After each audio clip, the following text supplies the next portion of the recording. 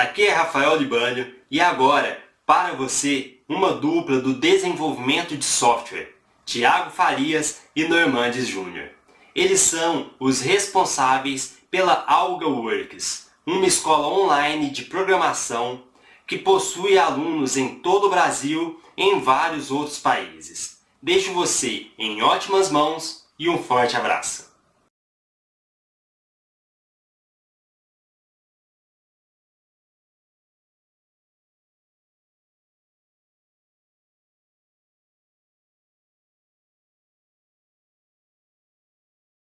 Seja bem-vindo à nossa palestra Como se tornar um programador Java bem-sucedido, que a gente está gravando exclusivamente para o Congresso de TI. Então você quer se tornar um programador Java bem-sucedido? Legal, então fica com a gente aqui, tenho certeza que vai ter dicas valiosas para você. Se você já entrou no mercado, já programa em Java numa empresa, ou não, ou ainda está estudando, está procurando algum estágio, algum emprego, continue aqui com a gente, que eu acredito que você vai gostar. Legal? Bom, eu sou o Thiago, esse mais bonito aí da esquerda. Sou sócio e fundador da AlgaWorks, que é uma empresa de cursos online de programação. É isso aí, pessoal. Sou o Normandes, estou aqui também para tentar contribuir um pouquinho aí com vocês. Também sou sócio aqui da AlgaWorks e vamos junto aí, acho que vocês vão gostar da palestra com as dicas que a gente tem para vocês, beleza? Valeu! Bom, uma pergunta bem comum, algumas perguntas, né, bem comuns que a gente sempre recebe por onde começa, né? Começa por onde? O que é importante aprender? Como ganhar experiência se só contratam as pessoas que já possuem experiência, né? Aquele ciclo que nunca acaba. Então, nessa palestra, a gente pretende te ajudar a responder essas perguntas aqui, que vai ficar muito mais fácil para você entrar no mercado, principalmente se você estiver fora do mercado, né? Para entrar no mercado, que realmente é algo que não é muito fácil, né? Quando você está procurando um emprego, geralmente as empresas querem um profissional pronto que já senta no computador e já sai produzindo alguma coisa, né? Se você está aprendendo, é bem provável que não é bem assim que acontece, né? Você precisa de um tempo de adaptação, de aprendizado, você quer que a empresa invista em você, mas geralmente as empresas sempre têm projetos para ontem, né? Para entregar para ontem, então acaba que fica esse ciclo, né? Empresas precisando de profissionais experientes e profissionais precisando ganhar experiência. E muito difícil entrar no mercado. Então a gente tem algumas dicas aqui que pode ser útil para você entrar no mercado também. Legal? Bom, vamos lá. Então, a primeira coisa que você poderia pensar é procurar realmente um estágio. Né? Se você tiver essa chance de fazer um estágio, não perca por nada, não perde essa oportunidade. Né? Porque ela vai te ajudar a aprender e ganhar experiência também. Né? Porque aí depois, você para entrar no mercado, vai ficar mais fácil, vai ficar mais tranquilo de você depois ser contratado. Normalmente, várias empresas, elas contratam primeiro o cara como estagiário, e aí depois eles avaliam o cara, né, o desempenho dele, o desempenho, a vontade que ele tem de aprender, né, o quanto ele se relaciona com as outras pessoas, como é que é o comportamento dele em frente às dificuldades que ele possa ter ali, e aí a empresa está avaliando o cara ali como estagiário, ainda você não tem tantas responsabilidades, mas você está aprendendo, que é muito interessante, e aí depois você tem essa oportunidade de poder ser contratado nessa empresa e ter ganho toda essa experiência, beleza? Essa dica parece um pouco óbvia, mas é muito valiosa mesmo, porque tem muita gente que quer já começar a trabalhar numa empresa ganhando bem, né? Primeiro emprego, e a nossa dica aqui claro que você não vai se sujeitar a coisas tão ruins assim, mas entre independente do salário. Tem gente que entra num estágio para não ganhar nada, né? Sempre as empresas pagam uma bolsa, né? Mas independente do valor que você vai receber, seja um estágio ou um emprego que não é estágio, mas um emprego júnior, trainee, não pense no início, não pense em dinheiro, não. Pense em ganhar experiência, porque com experiência depois você vai decolar, pode ter certeza. No início, não pense em dinheiro. Dinheiro vai ser uma consequência do seu desempenho. Bom, acho que eu não preciso nem falar para você, né? Se você não tiver vontade, não gostar, de estudar, não adianta nada você estar aqui, né? Mas eu acho que como você está aqui já nesse congresso, eu imagino que você já tem essa vontade, né? Já gosta de buscar mais informações. E não quero te mentir não, né? Essa carreira de TI, de programador, uma constante na sua vida vai ser estudar. Então você vai precisar de assistir, participar de vários congressos, vai precisar de ler muitos livros, né? De ver vídeos na internet, ler, estudar o código de outras pessoas, de outros programadores. Então, estudar vai fazer parte da sua vida para sempre.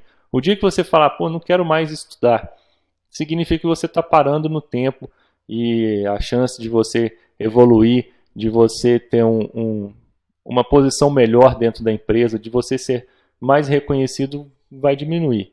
Né? Você só vai conseguir ser reconhecido, ter uma melhora na sua carreira, quanto mais você estudar, melhor. Beleza? Então essa dica aí também parece bem óbvia, né? Eu sei, eu tenho que estudar para aprender. E realmente é isso mesmo. É que a gente conhece, né, várias pessoas que acabam a faculdade, por exemplo, e falam, beleza, já estou pronto para o mercado e quero ganhar já muito dinheiro.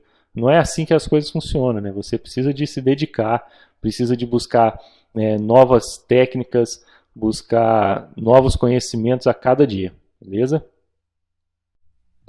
Legal, Normandes. E é claro que ninguém consegue estudar algo que não gosta, né? Então, se você não gosta dessa área, procure outra, porque realmente você não consegue ir muito longe se você não gostar da área, porque você não vai conseguir ficar estudando todo dia, comprar um livro toda semana, todo mês. Então, é muito difícil competir. Se você não gosta, é muito difícil competir com gente que gosta. Então, para estudar, você tem que gostar também, né? Claro que dá para estudar sem gostar, mas eu acho muito difícil ir longe dessa forma.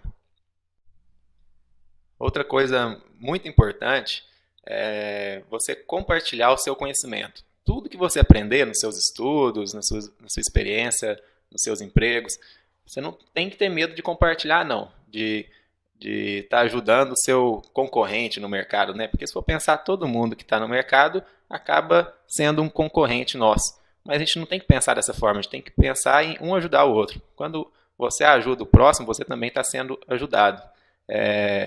Eu já ensino por muito tempo, muitos anos, tem empresa de treinamentos, né? E as pessoas não imaginam quanto eu aprendi, eu tenho certeza que o Normandes também, o quanto a gente aprende quando a gente ensina. Eu não estou falando para você virar um professor, não, tá? Se você tem um dom para isso, você gosta, legal também, é muito bom. Mas eu estou falando para você, dentro da sua empresa, quando você trabalha numa empresa ou na sua sala da faculdade, você não ficar segurando conhecimento, não. Você repassa esse conhecimento, ensine os seus colegas o que você aprende. Ah, mas eu não sou um expert na área. Não importa, o que você aprendeu, repasse isso, ensine o seu colega que ele vai te retribuir isso também. Mas além da retribuição que ele vai fazer para você, o mais importante é que quando você fala de algo que você aprendeu, você consegue absorver muito mais. Quando você conversa, você consegue identificar alguns pontos que você não tinha pensado ainda. Então, tudo funciona melhor quando você fala para alguém sobre o que você acabou de ler, sobre o que você acabou de aprender. Então, não deixe passar isso, de compartilhar seu conhecimento. E outra coisa, sempre que você tiver oportunidade, fale em palestras. Vença esse medo. Às vezes você pode ter um pouco de vergonha no início, talvez seja tímido. Eu também sou tímido, mas assim, a gente acaba acostumando. Na primeira vez, venceu a barreira ali da primeira vez de falar numa palestra, por exemplo, você consegue, é até viciante, você quer falar mais, né? E por que isso é interessante, falar em palestras? Primeiro, como eu acabei de falar, você está ensinando algo que você sabe, né? Outra coisa é que você acaba ganhando autoridade, sendo uma referência das pessoas, né? Quando você fala para um público. E não precisa começar com um público grande, com um público de 100 pessoas, 200. Não, você pode começar com um público até mesmo de uma pessoa, né? Ou duas, três. Se você trabalha numa empresa, numa equipe pequena, faz uma palestra, vai para a sala de reunião da empresa, faz uma palestra sobre algo que você acabou de aprender, incentive os seus colegas também a fazer a mesma coisa, porque aí está todo mundo, voltando lá na parte de compartilhar conhecimento, está todo mundo compartilhando conhecimento e ainda aprendendo a falar em público, que é algo muito importante. Nós, programadores, não temos que ficar só no computador, a gente tem que também aprender a repassar esse conhecimento, falar em público, e é muito importante para a nossa área também. Um negócio muito legal também, desenvolva algo útil, principalmente se você ainda não está no mercado, se você ainda não conseguiu um emprego. Lembra daquela pergunta lá no início da palestra que eu falei, que tem uma pergunta que todo mundo fala, eu não tenho experiência, mas as empresas estão contratando pessoas que têm experiência. Como que eu vou ter experiência se as empresas não me contratam? Eu nunca vou conseguir entrar no mercado. Realmente é algo complicado, mas tem uma solução que inclusive funcionou comigo, sem eu saber, que eu não tinha pensado nisso, mas funcionou comigo. Daqui a pouquinho eu conto a minha história. Então é o seguinte, você tem que criar, se você ainda não entrou no mercado, crie uma solução para um problema que você tem, ou um problema de outra pessoa, de um parente seu, de um pai, de uma mãe. Resolva o problema dele através de software, desenvolva alguma coisa para resolver esse problema, porque aí você vai ganhar experiência, você vai ter algo para mostrar. Não é uma experiência de mercado, de empresa, mas é uma experiência resolvendo um problema. No mínimo, você vai mostrar que tem força de vontade, que conhece uma determinada tecnologia, e claro, é importante você, se puder, de alguma forma, deixar esse acesso disponível para o recrutador no futuro, para ele poder ver o que você desenvolveu, é muito legal também. Se possível, compartilhar o código, melhor ainda. Coloque o seu código no GitHub, coloque o link do GitHub no seu currículo. Isso vai te ajudar bastante também. A minha história é o seguinte. Eu comecei a desenvolver, programar muito cedo, com 14 anos de idade, mais ou menos. E nessa época eu desenvolvi eu não sei se você é dessa época, tá? Foi em 1996 a 1998, mais ou menos. Eu desenvolvi um script de Mirk. Você já ouviu falar de Mirk? Eu não sei, depende da sua idade, talvez não, talvez sim. Que era um software de bate-papo. Na verdade ainda existe, mas não é não tão usado como era antigamente. Na verdade o Mirk na época é como se fosse o Facebook hoje, né? Todo mundo tinha internet e usava. E eu aprendi a desenvolver nisso um script onde a gente podia criar várias ferramentas úteis ali para aplicativos que integrava com essa ferramenta, com esse software.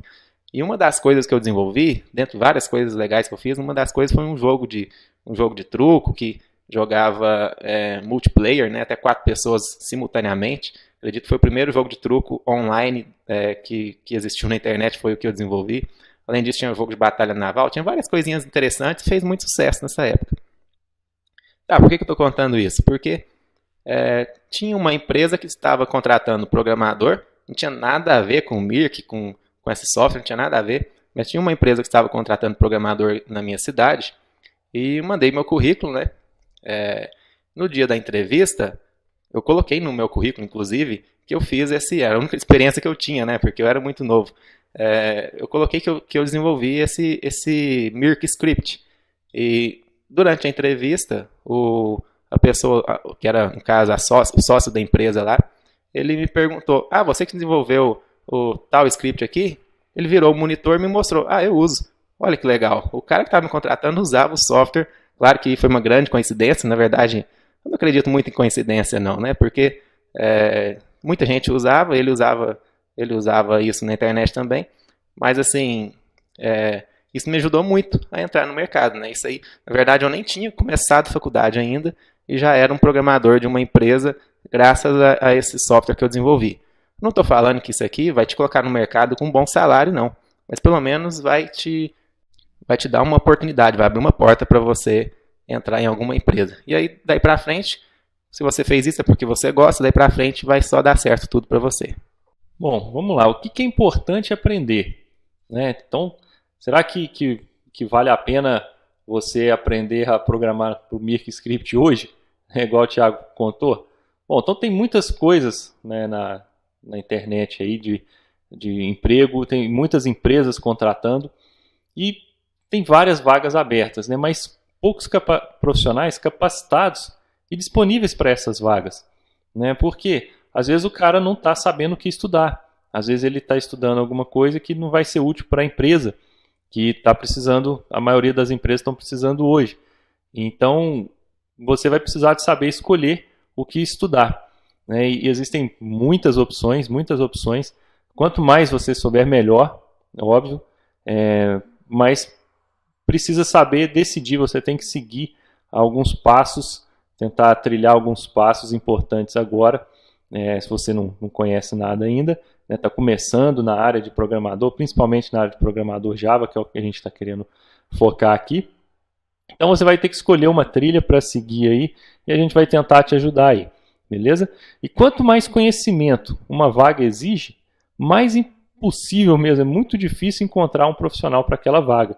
Então às vezes você pega os requisitos para determinada vaga e lá está pedindo tanta coisa, que você fala, pô, nunca vou chegar aqui nesse nível. Bom, mas imagina, os outros programadores também podem pensar a mesma coisa. E aí você estudando aquilo ali, você buscando conhecimento, rapidinho você se enquadra naquele perfil e a sua carreira vai só crescendo. Beleza? Bom, orientação a objetos de verdade.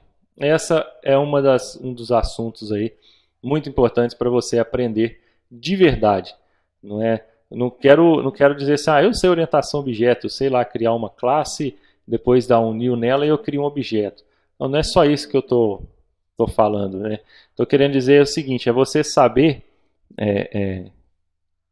criar projetos, designs de software orientados a objetos no sentido de resolver o problema que você está enfrentando de uma forma mais elegante.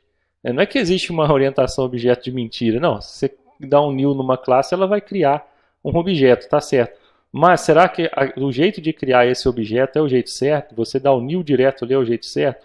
Será que não existe uma forma que deixe seu código mais flexível, que se você precisar de trocar essa implementação, vai ficar de uma forma mais fácil? Na hora que você precisar de alterar o seu código, né, vai ser mais fácil de você fazer isso do que você tem que entrar e alterar, sei lá, centenas de arquivos para fazer uma pequena alteração.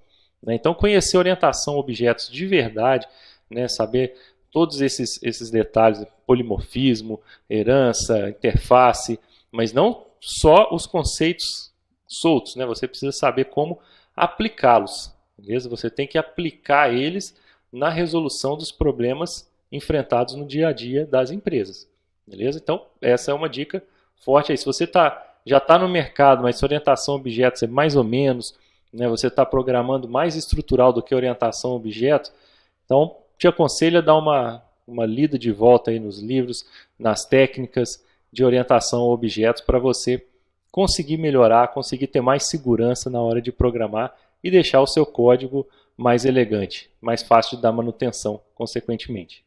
Outra coisa muito importante é você conhecer e seguir as convenções de código. O que a gente vê de gente que até conhece a sintaxe do Java, talvez conhece ainda um pouquinho de orientação a objetos, mas já está aplicando, já está estudando e desenvolvendo com tecnologias mais avançadas, com JSF, JPA, já está desenvolvendo algo mais avançado, só que a gente vai ver não segue nenhuma convenção de código, né? Então, por exemplo, se você ainda cria classe em Java, a gente está falando de Java, tá? Se você cria classe, na verdade, qualquer linguagem tem as suas convenções, mas falando de Java, se você cria uma classe começando com letra minúsculo, tá errado, não é? Vai funcionar? Vai compilar? Vai. Mas tá errado no sentido de qualidade de código, convenção de código. O mundo inteiro trabalha em cima de uma convenção.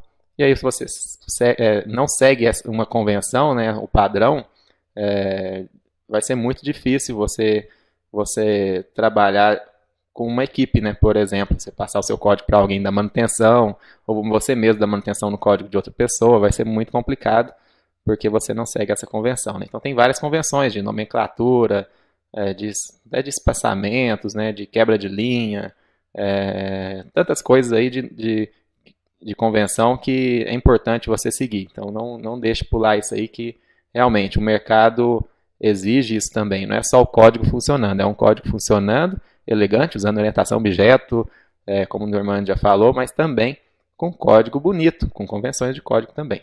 E seguindo esse caminho aí, né, que a gente falou de orientação a objeto, convenções de código, tem aí os princípios de Clean Code, né, ou código limpo, tradução em português, que foi escrito por esse cara aí, ó, o Robert Martin, também conhecido como Uncle Bob. Ele escreveu um livro chamado Código Limpo. Na verdade, essa é a tradução do Clean Code, né, que é a versão original em inglês.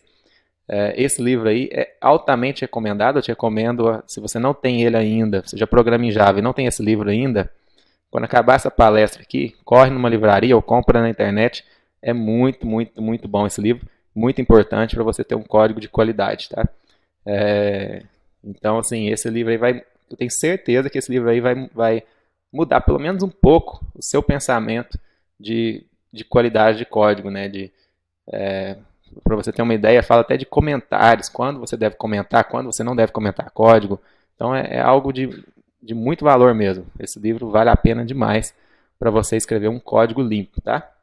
Bom, ainda falando sobre desenvolvimento de qualidade, falar sobre os design patterns, né? O que são os design patterns? É você saber utilizar a orientação objeto ao seu favor, basicamente é isso, né? Na verdade, são catálogos de soluções que pessoas já criaram, programadores já criaram, elegantes para resolver problemas comuns que aparecem aí no dia a dia, usando, obviamente, orientação a objeto, ok? Então, não é nada novo. Design patterns, na verdade, são coisas antigas, que caras tiveram ideias para resolver de uma forma inteligente, de uma forma elegante, e que você pode aplicar nos problemas do seu dia a dia. Então, assim, você não precisa ficar reinventando a roda. Como a gente disse, é só você estudar. Então, se você estuda os design patterns, numa hora você vai conseguir, vai passar por uma situação, fala, não, esse código meu aqui não está me cheirando bem, hein? Esse não está legal. Então, eu consigo aplicar algum design patterns aqui, aí você vai lembrar, lembra daquele que eu estudei, aquele design pattern, o Abstract Factory, será que ele não me ajuda aqui? Não? Acho que sim. Então, você começa a aplicar esses designs, essas técnicas, no seu código, e o seu código vai ficar mais elegante, mais fácil de dar manutenção, o que é uma coisa muito boa, né? Porque se você conseguir dar manutenção no seu código de uma forma mais fácil, conseguir estender, ou seja, evoluir o seu software de uma forma mais fácil, mais rápida, você vai economizar dinheiro, vai economizar tempo, né? E ninguém vai ficar com raiva de você na hora que precisar de dar manutenção no seu código, beleza? Bom, olha aí, só para você ter uma ideia, esse aí é o diagrama de classes do padrão Abstract Factory, que a gente não vai entrar em detalhes aqui, não é o objetivo dessa palestra, mas é uma solução que já foi criada para resolver problemas relacionados à criação de objetos, nesse caso, a criação de famílias de objetos. Então, se você tem alguma classe ali que vai precisar ser composta por vários outros objetos, a criação desses objetos pode ser facilitada por uma fábrica abstrata. Basicamente, essa é a ideia do Abstract Factory, que vai facilitar muito a adição de novas famílias de produtos. Então, precisei de uma família nova de produtos, eu consigo criar de uma forma simples, né? Já foi documentado, eu já sei como é que funciona, né? Já tem a forma de resolver o que eu preciso de criar, quantas classes, quantas interfaces. Então, isso aí vai te ajudando a resolver seus problemas no dia a dia. Beleza? Então, não deixe de estudar Design Patterns, não. É muito importante. Bom, nessa palestra agora a gente vai começar a focar mais em Java EE e desenvolvimento web, que é hoje um mercado que tem mais demanda, né? Claro que você pode focar em outras áreas, como dispositivos móveis, telecom, desktop, back-end. A gente está focando mais aqui na parte de Java EE e web, né? Então a parte de front-end também. Que a gente vai mostrar aqui agora algumas tecnologias que hoje estão em alta, né? Que você pode estudar, porque muitas empresas precisam disso.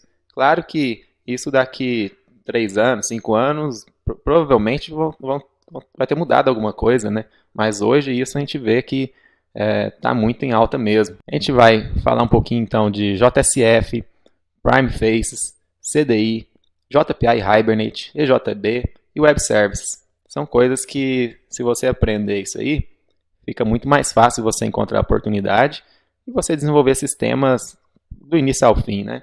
Então, a parte de back-end, de front-end, integração com sistemas, então fica muito mais tranquilo aí para você desenvolver sistemas Java. A primeira delas é JSF. O que é JSF? Né? É uma especificação, né? É um framework para desenvolvimento web, onde, como você está vendo aí, olha, os componentes das nossas páginas, eles são escritos através de tags, que a gente coloca, por exemplo, ali tem a tag Select One Radio ali, que é um rádio, né, um botãozinho lá de checagem, né? Então tem ali tipo, receita, despesa. É só um exemplozinho aí que a gente pegou até de um curso, isso aí, nossa, até ali que a gente desenvolveu no curso. Olha só, tem um Select One Menu, que é tipo um combo box, tá vendo? A gente cria uma tagzinha e ele já coloca ali pra gente em HTML. E o legal é que a gente desenvolve baseado em componentes e eventos, né? Então, é similar ao desenvolvimento desktop. Não é exatamente igual, mas é similar ao desenvolvimento desktop. O JSF abstrai o protocolo HTTP, aquele request response, né? Então, ele abstrai isso aí para facilitar o desenvolvimento, ficar algo componentizado também. Então, é bem interessante. Não estou falando que é a única forma de desenvolver web, mas é uma forma que hoje está em alta, que muita gente usa, porque é fácil, não é difícil aprender, e é a especificação, né, que está dentro do Java. E tem um outro negócio muito legal que é o Prime Faces, que é uma biblioteca de componentes escrita para JSF. Então, o JSF, a especificação, tem alguns componentes básicos. Então, tem o campo de texto, tem um combo box, tem um botão, são componentes básicos. Dá para fazer um sistema completo com esses componentes básicos. Só que o Prime Faces tem componentes mais ricos, né? Então, você vai ter um componente de um calendário, por exemplo. Você vai ter uma tabela de dados com muito mais recursos. Tem um monte de coisa mesmo dentro do Prime Faces. Vários componentes bem interessantes para deixar o seu sistema mais interativo e muito mais rico para o usuário. Então, esse aí é um showcase aí do Prime Faces. Não dá para ver todos os componentes que ele tem aí, mas você pode entrar lá, primefaces.org, para conhecer os componentes. Então, Prime Faces, só para você entender, não substitui JSF. É uma biblioteca de componentes adicionais que você usa para JSF. Só para você ter uma ideia aí, isso aí é uma página, uma tela de cadastro de pedido que a gente desenvolveu também em um curso. Trouxe aqui para você ver que dá para fazer telas bem complexas com JSF e com Prime Faces melhor ainda, né? Você coloca coisas mais interativas aí para o usuário. Fica muito fácil você desenvolver sistemas usando esses dois aí, ó, JSF e Prime Faces. Falando aí sobre Context and Dependence Injection, na verdade é o CDI, às vezes você já ouviu falar como CDI. Então esse camarada aí também faz parte da especificação do Java EE, o CDI, para a gente gerenciar contexto e fazer injeção de dependência. No caso, a injeção de dependência é bem simples, está vendo esse @inject aí em cima de pedidos?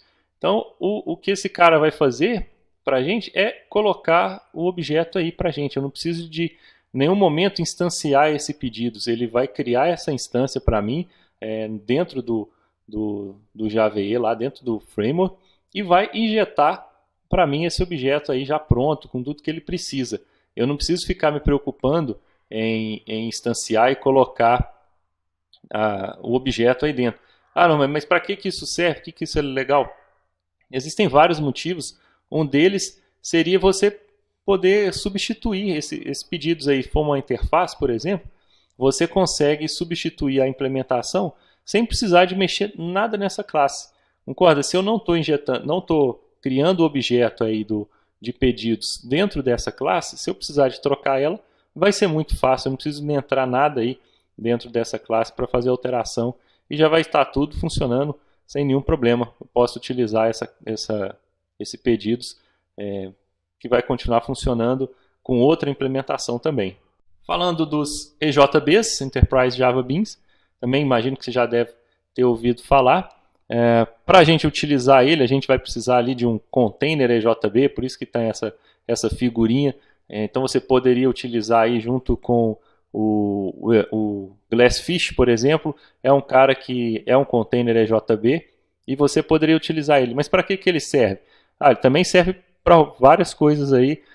Uma delas é a gente poder utilizar a transação dentro do container para ele abrir e fechar a transação para a gente, ou seja, se eu estiver falando em relacionado a banco de dados, ele abriria a transação para a gente, conseguiria inserir os dados dentro do banco e no final fazer o commit para a gente no banco.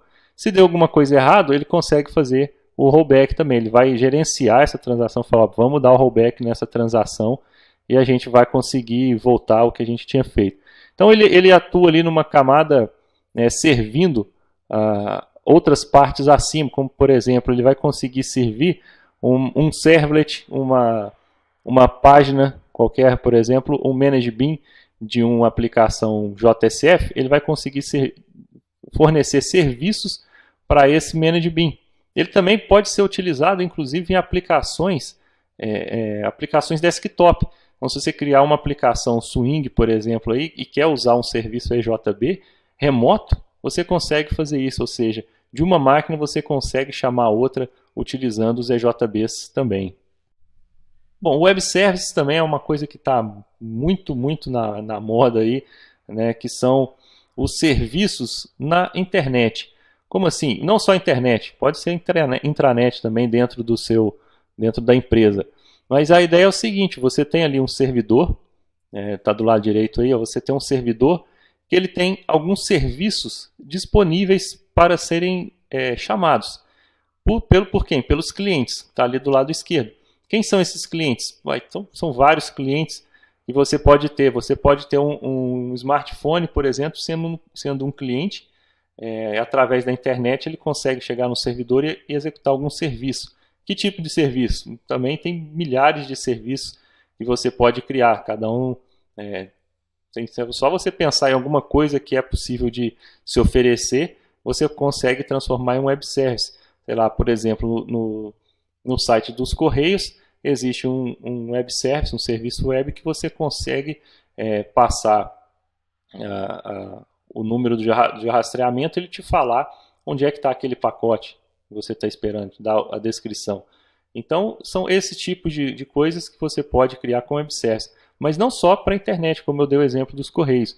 Às vezes, dentro da sua empresa, tem lá um cadastro de cliente. Você vai transformar esse cadastro de cliente em um serviço que vai ser acessado por vários outros clientes ali dentro da própria empresa, para poder fazer esse cadastro do cliente, por exemplo.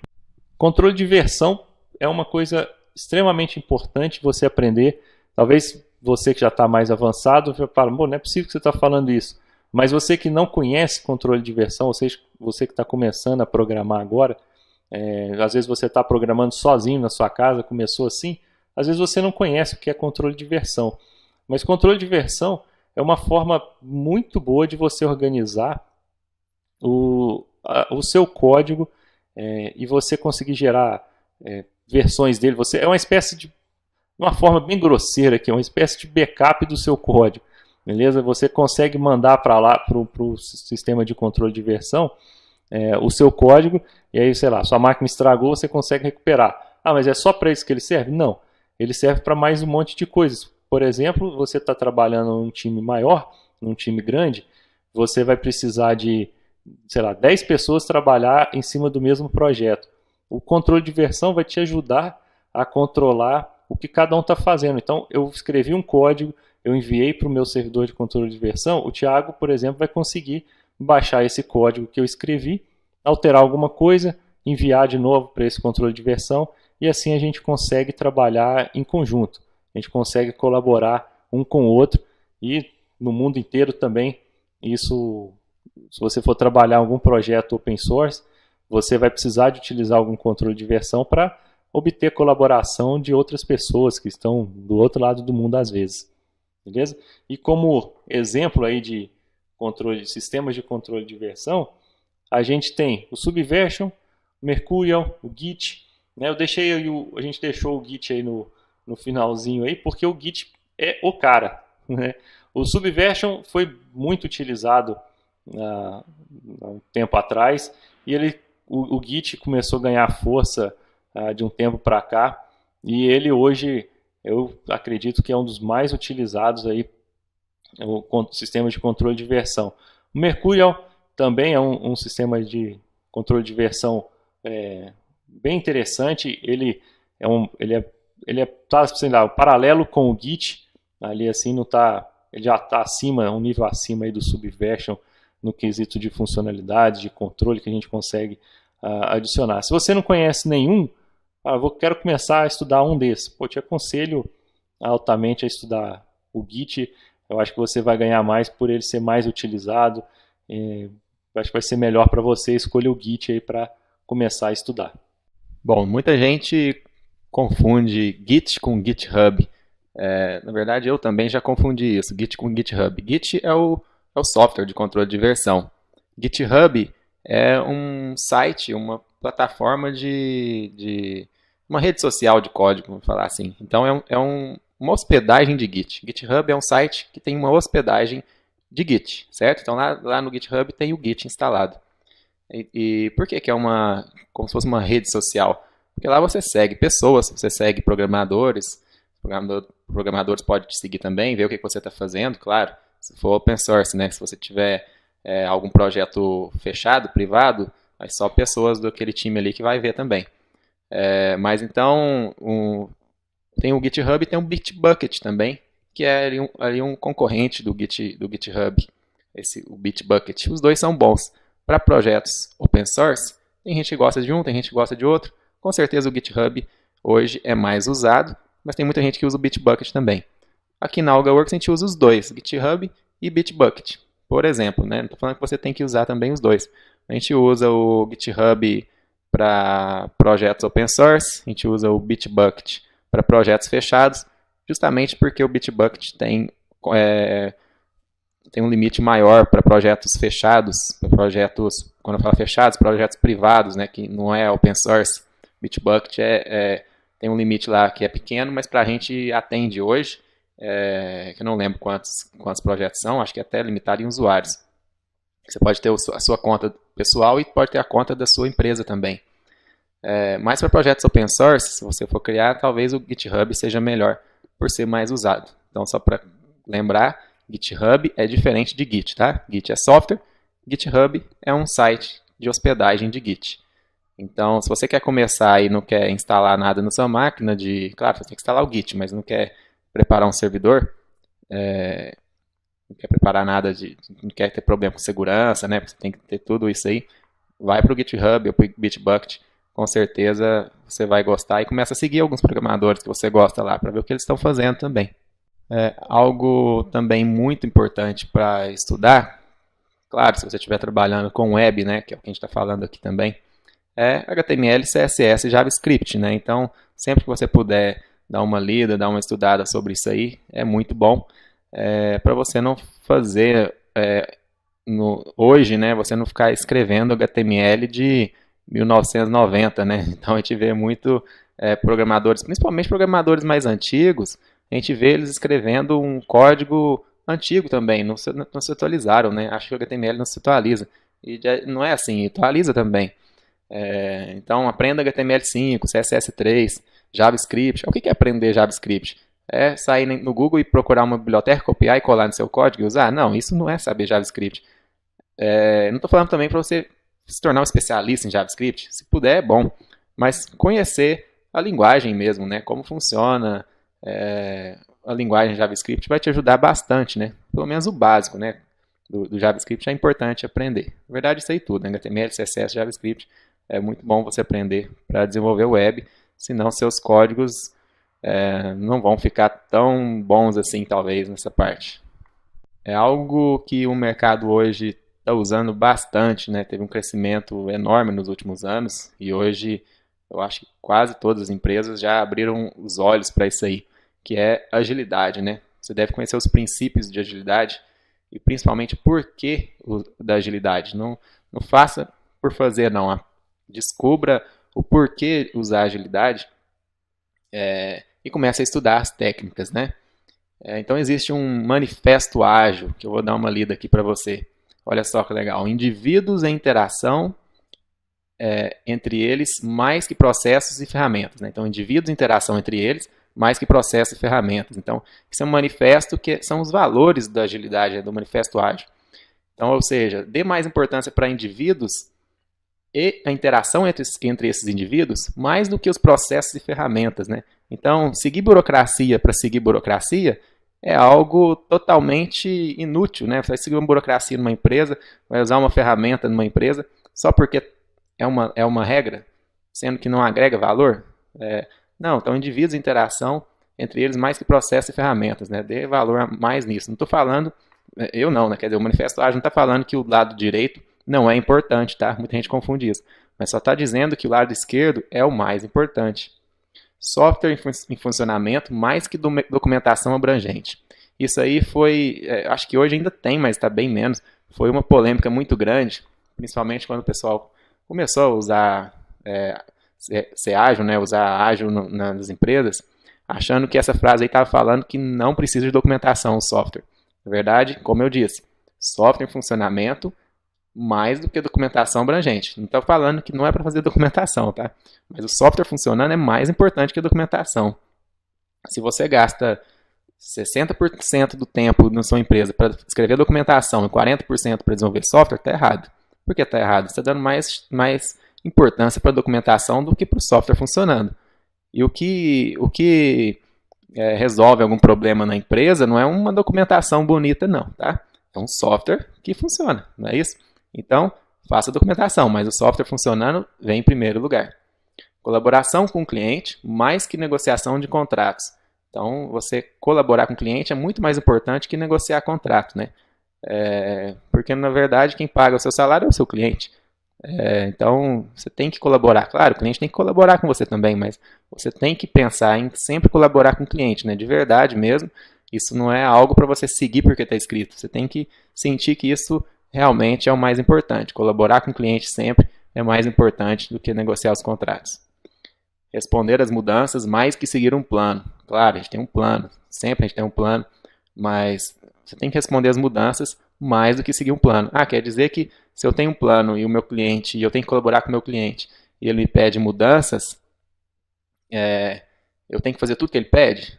Bom, você tem que sempre conversar, né? Não é como antigamente que tá no contrato, o nosso plano é esse, então vamos seguir isso aí. Mas se a necessidade do cliente mudou, não adianta nada você desenvolver algo que o cliente não vai precisar. Você está desenvolvendo algo que o cliente não vai usar porque mudou a estratégia dele, mudou alguma ideia dele, não adianta, você vai fazer algo que não vai usar. Então, você tem que responder às mudanças mais do que seguir um plano, certo? Falando aí um pouquinho das práticas ágeis, que você pode buscar mais detalhes para você aprender, vou começar falando sobre o TDD. Uma tradução seria um desenvolvimento guiado ou um desenvolvimento dirigido a testes. O que significa isso? Você criar, basicamente significa o quê? Você criar os testes antes de você criar o seu código de produção, seu código de verdade. Então, aí aos poucos, você vai adicionando os códigos de produção, o código de verdade que vai resolver o problema, mas já vai ter um teste para ele antes. Então, você vai resolvendo vai fazendo o teste funcionar. Como é que você faz o teste funcionar? Fazendo o código de produção. Existem alguns detalhes aí que fogem totalmente do escopo dessa palestra aqui, mas TDD é uma coisa interessante aí que vale a pena você estudar. A automação também é uma coisa extremamente importante para você conseguir agilidade, né? Você não vai conseguir ser mais rápido, você não vai conseguir entregar frequentemente, você não vai conseguir escalar se você não tiver os seus processos, as suas entregas, várias coisas automatizadas, né? Até o seu próprio ambiente de desenvolvimento pode ficar mais automatizado, né? Você não precisa de ficar instalando tudo na mão, né, na sua máquina, nos servidores de teste, homologação e até mesmo produção. Beleza? Então, você conseguir automatizar o máximo de coisas possíveis é melhor, né? Se você tem que fazer alguma coisa mais de uma vez, já é um forte candidato para você automatizar. Integração contínua também faz parte aí das práticas ágeis, que é você estar sempre integrando o seu código com o código dos outros desenvolvedores. E o que é essa integração? É fazer uma mistura deles. Eu fiz uma alteração, outro desenvolvedor fez outra alteração. A gente vai misturar esse código. Misturando esse código, o que eu tenho que fazer? Executar os testes para ver se está tudo funcionando, se ninguém estragou o código de ninguém. Beleza? Então essa integração contínua ela é boa porque eu vou ficar sabendo mais rápido, ou seja, eu estou integrando toda hora, né, de uma forma contínua, eu vou ficar sabendo mais rápido se alguma coisa estragou. Eu fiz uma alteração aqui no código. O servidor de integração contínua identificou, opa, eu já sei que está errado, eu não preciso colocar lá em produção para esperar o usuário reclamar para falar que está com erro. Né? E a entrega contínua é um carinha bem legal que vai conseguir te ajudar a colocar as alterações, o seu software, tudo que você está fazendo ali, as alterações, as melhorias, as evoluções dele, as correções de bug, lá em produção direto para o cliente de uma forma mais rápida também. Você está sempre entregando funcionalidades novas para o seu cliente. E para você conseguir fazer isso, você precisa de seguir várias práticas, né? Como integração contínua, ter automação, ter testes automatizados e por aí vai. Beleza? Então essas são algumas das práticas ágeis que a gente quer deixar aí para você. Como sugestão aí de leitura, existem alguns livros que você pode ler aí para aprender um pouco mais dessas práticas ágeis. Entre eles, esse primeiro aí que fala sobre o TDD, do Kent Beck, é um livro excelente para você aprender sobre TDD. Ele começa bem devagarzinho, num sistema falando a respeito de dinheiro, ele está criando uma classe de dinheiro, ele vai evoluindo essa classe bem devagarzinho, te mostrando passo a passo como é que você faz o TDD, como é que você aprende, aplica essa técnica de TDD. É um livro bem legal. Continuous Delivery também vai te falar sobre a entrega contínua, né? Você vai aprender aí em detalhes de como que você precisa preparar o seu software, o que você precisa ter nele, o seu ambiente para fazer a entrega contínua. A mesma coisa no último aí de Continuous Integration. Você vai aprender como fazer a integração contínua, o que você precisa ter também para fazer a integração contínua dentro da sua empresa. Beleza? Então essas aí são as sugestões de leituras que a gente quer deixar para você. Vale a pena também você dar uma lida, além dos outros livros que a gente já falou. Beleza? Esses 2 primeiros livros, eu tenho certeza que tem em português já traduzido, se você ainda não lê bem inglês. Aliás, se você ainda não lê bem inglês, é outra coisa que não está nesses slides, mas é extremamente importante que você conheça, pelo menos a leitura, né? Se puder escutar, já é melhor, porque você já consegue participar de algumas palestras, assistir alguns vídeos na internet. Se puder falar, melhor ainda, que você pode ainda compartilhar seu conhecimento em inglês. Mas se você ainda não sabe inglês, claro, não vai aprender inglês para depois começar a ler esses livros, não. Os 2 primeiros, eles já existem em português. Eu não lembro exatamente o título. Eu sei que o segundo é Entrega Contínua e o primeiro deve ser Desenvolvimento Guiado por Testes. O terceiro livro eu acho que não tem em português ainda, nessa data que a gente está gravando. Eu acredito que não tenha, mas você pode procurar também, que talvez acabe lançando em português. Legal? Então são livros excelentes para você ter aí na sua biblioteca. E como a gente quer ajudar vocês a, pelo menos uma etapa aí, né, que é de aprender JVE, né, para você que está até aqui escutando a gente nessa palestra, é porque você realmente está interessado nesse assunto, em ser bem sucedido nessa área de desenvolvimento Java. Então, a gente está aqui disponibilizando 2 presentes aqui para você, totalmente gratuito, que é o e-book de JVE 7, que a gente tem, ele tem mais de 200 páginas esse e-book, que você vai ver lá JSF, Primeface, CDI, e mais algumas coisas, Maven, tem algumas outras coisinhas lá dentro desse livro, que você pode baixar e ter acesso a ele agora, baixar o PDF dele lá. Outra coisa é uma palestra que a gente gravou sobre código limpo, Clean Code. Lembra que a gente falou lá no início da palestra sobre Clean Code? Então, vai ter uma palestra, um vídeo, que você vai ter acesso também a ele gratuito. Para você acessar esses dois presentes aí que a gente está dando para você, é só digitar lá algaworks.com/congresso TI, tudo junto. Então é algo que a gente está fazendo específico aqui para esse congresso online, congresso de TI. Beleza? Bom, nós estamos encerrando por aqui. Espero que tenha servido, o que a gente falou tenha servido para você de alguma forma, né? Que você possa captar algumas dicas que a gente deu aqui para você. E desejo todo sucesso na sua carreira e até a próxima oportunidade. Um abraço. É isso aí, pessoal. Então, deixar um abraço aí para você, desejar todo o sucesso do mundo. Se você quiser entrar em contato aí com a AlgoWorks, precisar de alguma ajuda, alguma coisa, é só mandar um e-mail para a gente tenta te ajudar aí. Beleza? Valeu!